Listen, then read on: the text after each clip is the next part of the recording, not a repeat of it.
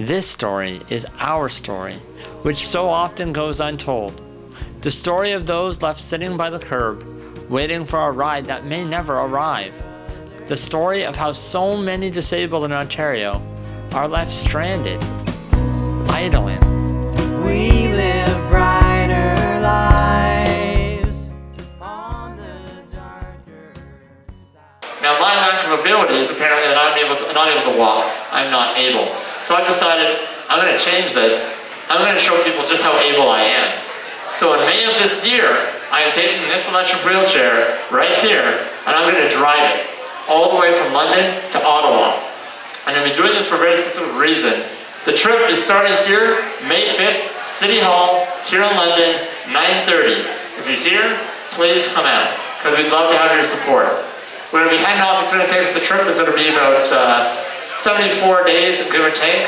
We're going to be spending time in all the communities along the way. 15 stops that we're making to talk about disability, to talk to schools, talk to community groups, and talk to government officials about transportation. Because right now, accessible transportation in our community is broken. Not just in London, but in Ontario. My parents said, Jeff, if you want to do something, you're going to do it. That's just how you are, and that's how we want you to be. I want you to set your mind to it, I want you to do it. And growing up, I had lots of really weird ambitions. I was one of those kids who, like, whatever I couldn't do, that's what I wanted to do. So like my first job that I wanted to do, I loved that movie Top Gun as a child. Oh, it's happening already. Oh my God, I told you. All right, I think I'm okay. My favorite movie as a child was Top Gun, unfortunately, although I'm not a Scientologist. But I loved it, and so I was like, Mom, when I grow up, I want to be a fighter pilot. And Mom was like, I don't want to tell him that he can't be a fighter pilot. So she's like, all right, Jeff, you can be a fighter pilot if that's what you want to be. And it took like, I don't know, 10 minutes because I have a good attention span. I was like, okay, I don't want to do that anymore. I want to do something else. So then I wanted to be like a pro bass fisherman because apparently I thought like hicks were really cool. So like, yeah, man, I want to be like that. I want to grow a mullet. I want to catch fish. That's going to be amazing. I will get so many girlfriends. Is that true? Do girls like fishermen? No. You don't like, that's a lie. Girls like mullets? Come on, business in the front, party in the back? Come on, that's duality. Girls like duality. Not at all. Really? Okay, well I'm glad I cut my mullet last night, because this could have been really uncomfortable for both of us. We have been celebrating one of our character education themes, which is commitment. And we have people with us today who are very committed to an amazing cause. We have been collecting Canadian Tire money. Mrs. Darlington's class gave us this amazing thermometer that's right there on the wall. And it shows that we're just a tiny little bit short of $1,000 in Canadian Tire money. But I do know for sure that we collected another $100 this morning. So you need a big round of applause for yourself. You donated $100. In my role as principal of student services, I work with many different children, and many of them are in a wheelchair.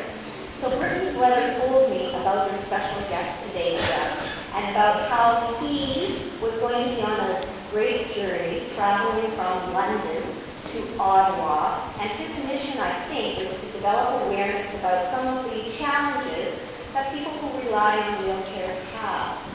And it made me think that sometimes people young and old get really busy doing things they like to do, like going to hockey games or playing the piano or visiting with friends, and busy with stuff that they have to do, like doing homework or maybe adults making lunches and going to work. We get so busy with all of that stuff that we forget about some of the important things too, like commitment and like helping other people. And I know from talking to your principal yesterday that everyone in this gym is committed to helping other people. And I know that she told me that Natalie had a great idea about how to continue to help other people by collecting that Canadian Tire money so that Jeff could have some pals and his team to accompany him on his journey from London to Ottawa, and that money would buy gas so those people can be with him to help him on his journey and help him be safe. And I think that's a fabulous thing to do. All of you have done that. I would like to welcome everybody to Hanover Heights. As most of you know, we have been collecting Canadian Tire money for Jeff's trip. He's taking his wheelchair from London to Ottawa to raise awareness for wheelchair accessibility. Give it up for Jeff Preston, and Jeff is going to tell you about his trip.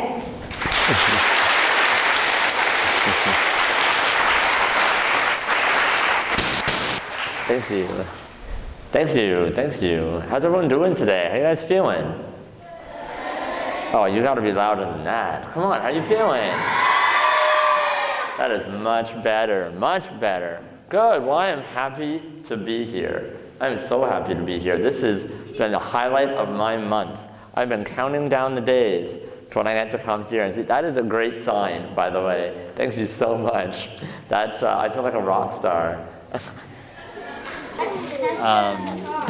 The letters that kids wrote after the assembly, wishing me luck and encouraging me on. And what do some of them say? this one wants you to wear lots of winter clothes because it's going to be very cold. And white wants to be cool and funny. So it has all kinds of stickers on them.